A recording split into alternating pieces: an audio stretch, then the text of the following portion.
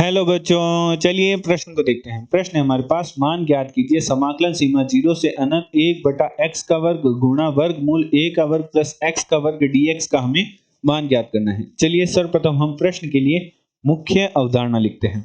मुख्य अवधारणा मुख्य अवधारणा में हम समाकलन की प्रतिस्थापन विधि का अध्ययन करेंगे। समाकलन की प्रतिस्थापन विधि। समाकलन की प्रतिस्थापन विधि का उपयोग ऐसे फलनों का समाकलन ज्ञात करने के लिए किया जाता है जिनमें किसी फलन का अवकलज गुणांक पहले से ही फलन में उपस्थित हो। चलिए इसे उदाहरण की सहायता से समझते हैं। मान लीजिए हमारे पास कोई फलन है जो कि कुछ इस प्रकार है, एफ डैश एक्स बटा एफ एक्स।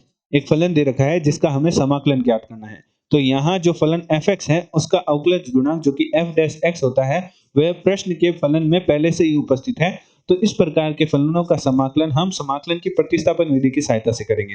तो सर्वप्रथम हम जो हमारा फलन f(x) है उसे नए स्वतंत्र चर t से प्रतिस्थापित कर देंगे। इसे हम समीकरण 1 नाम दे देते हैं। अब हम समीकरण 1 का t के सापेक्ष अवकलन करते हैं तो बाएं पक्ष का जो अवकलन है वह अवकलज के श्रृंखला नियम द्वारा होगा। तो सर्वप्रथम फलन का अवकलन होगा, तो फलन का अवकलन करेंगे तो हमारे पास प्राप्त होगा f(x), तत्पश्चात x का अवकलन होगा तो हमारे पास प्राप्त होगा dx बटा dt।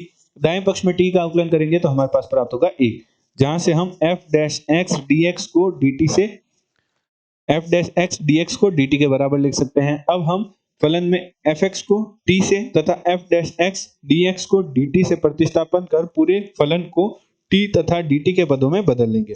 तत्पश्चात हम समाकलन के मानक सूत्र की सहायता से फलन का समाकलन कर उत्तर प्राप्त कर लेंगे, परंतु यह प्राप्त उत्तर हमारा उत्तर नहीं होगा क्योंकि ये t के पदों में है, जिसे हमें पुनः प्रारंभिक चर fx में बदलना होगा, जो कि हम समीकरण 1 की सहायता से करेंगे।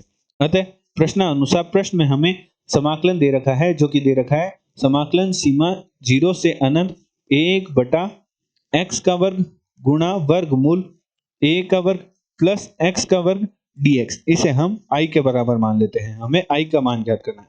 चूंकि हम निम्न फलन में समाकलन के मानक सूत्र का सीधा उपयोग नहीं कर सकते, इसलिए हम x को एक नए स्वतंत्र चर से प्रतिस्थापित करते हैं। हम ऐसे स्वतंत्र चर का चयन करते हैं ताकि हमारा जो फलन है वह समाकलन के मानक सूत्र में बदल जाए। तो यहाँ हम त्रिकोणमिति की सहायता लेते हैं और हम x को हम a tan थीटा से प्रतिस्थापित करते हैं। तो माना x बराबर a tan थीटा, इसे हम समीकरण 1 नाम दे देते हैं। अब हम समीकरण 1 का थीटा के सापेक्ष अवकलन करते हैं।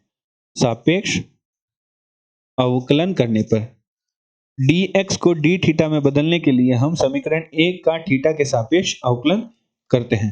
अवकलन करने पर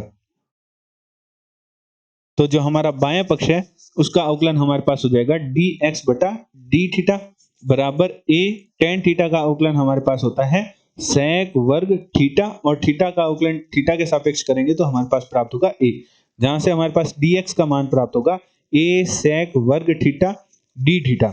अब हम x को a tan थीटा से और dx को a sec वर्ग थीटा d थीटा से प्रतिस्थापित कर सकते हैं, परंतु हमारे पास जो प्रश्न में सीमा दे रखी है वह x में दे रखी है, तो हमें जो सीमा है उसे हमें थीटा में बदलना होगा, जिसके लिए हम समीकरण 1 से हम थीटा बराबर लिख सकते हैं। थीटा बराबर हमारे पास प्राप्त होगा tan इनवर्स x बटा a। तो यहां से हम कह सकते हैं कि जब x बराबर 0 है तो थीटा बराबर हमारे पास प्राप्त होगा tan इनवर्स 0 बटा a, जहां से हमारे पास थीटा का मान प्राप्त होगा 0 डिग्री। इसी प्रकार जब x का मान अनंत है तो थीटा बराबर हमारे पास होगा tan इनवर्स अनंत, जहां से हमारे पास थीटा का मान प्राप्त होगा पाई बटा 2।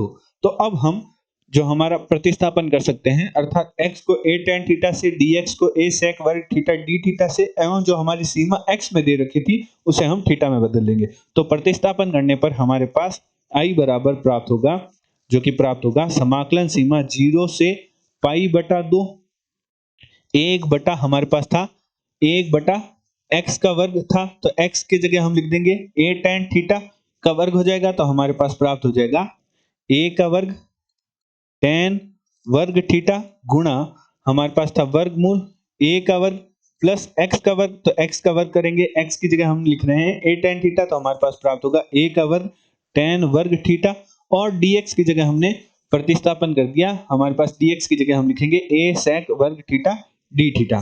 तो हमारे पास अंश में आ जाएगा a sec वर्ग थीटा और डी थीटा। अब वर्गमूल में a का वर्ग प्लस a का वर्ग tan वर्ग थीटा है, तो a का वर्ग उभयनिष्ठ है, तो इसे वर्गमूल से बाहर निकालते हैं एवं हम एक सूत्र जानते हैं त्रिकोणमिति में, जो कि कुछ इस प्रकार होता है कि 1 प्लस tan वर्ग थीटा है वह बराबर होता है sec वर्ग थीटा के। तो हम जब a का वर्ग उभयनिष्ठ है दोनों पदों में, तो इसे वर्गमूल से बाहर निकालेंगे तो हमारे पास बचेगा 1 प्लस tan वर्ग थीटा, जिसे हम sec वर्ग थीटा लिख सकते हैं, और उसका वर्गमूल लेने पर हमारे पास प्राप्त हो जाएगा sec थीटा। तो हम लिख सकते हैं हमारे पास हल करने पर प्राप्त होगा समाकलन सीमा 0 से पाई बटा 2 1 बटा a का वर्ग गुणा tan वर्ग थीटा, और a का वर्ग जो उभयनिष्ठ है दोनों पदों में, उसे वर्गमूल से बाहर निकालेंगे तो हमारे पास प्राप्त होगा a, और बचेगा 1 प्लस tan वर्ग थीटा, जिसे हम लिख सकते हैं sec वर्ग थीटा का हम वर्गमूल ले लेंगे तो हमारे पास बन जाएगा sec थीटा। और हमारे पास अंश में है 1 गुणा a sec वर्ग थीटा डी थीटा। यहाँ हमारा a से a कट जाएगा और sec वर्ग थीटा से 1 sec थीटा कट जाएगा, तो हमारे पास i बराबर प्राप्त होगा समाकलन सीमा 0 से पाई बटा 2 sec थीटा बटा tan वर्ग थीटा गुणा a का वर्ग और d थीटा। अब हम sec थीटा और tan थीटा को sin तथा cos के पदों में बदल लेते हैं, तो हमारे पास i बराबर प्राप्त होगा 1 बटा a का वर्ग हम बाहर निकाल लेते हैं, समाकलन सीमा 0 से पाई बटा 2 sec थीटा का हम लिख सकते हैं 1 बटा cos थीटा, एवं tan थीटा का हम लिख सकते हैं sin वर्ग थीटा। tan थीटा का हम लिख सकते हैं sin थीटा बटा cos थीटा, और tan वर्ग थीटा है तो हमारे पास प्राप्त हो जाएगा sin वर्ग थीटा बटा cos वर्ग थीटा। तो cos वर्ग थीटा को हम अंश में भेज देते हैं तो हमारे पास प्राप्त हो जाएगा cos वर्ग थीटा डी थीटा। यहाँ से cos थीटा से एक cos थीटा कट जाएगा, तो हमारे पास i बराबर प्राप्त होगा 1 बटा a का वर्ग 0 से पाई बटा 2 cos थीटा बटा sin वर्ग थीटा डी थीटा। अब यहाँ हम समाकलन का मानक सूत्र का उपयोग सीधा नहीं कर सकते, जिसके लिए हम पुनः समाकलन की प्रतिस्थापन विधि की सहायता लेंगे, क्योंकि sin थीटा का जो अवकलज गुणांक है cos थीटा वह हमारा अंश में उपस्थित है। तो हम पुनः cos थीटा को नए स्वतंत्र चर t से प्रतिस्थापित कर देते हैं, तो माना cos थीटा बराबर t, इसे हम समीकरण 3 नाम दे देते हैं।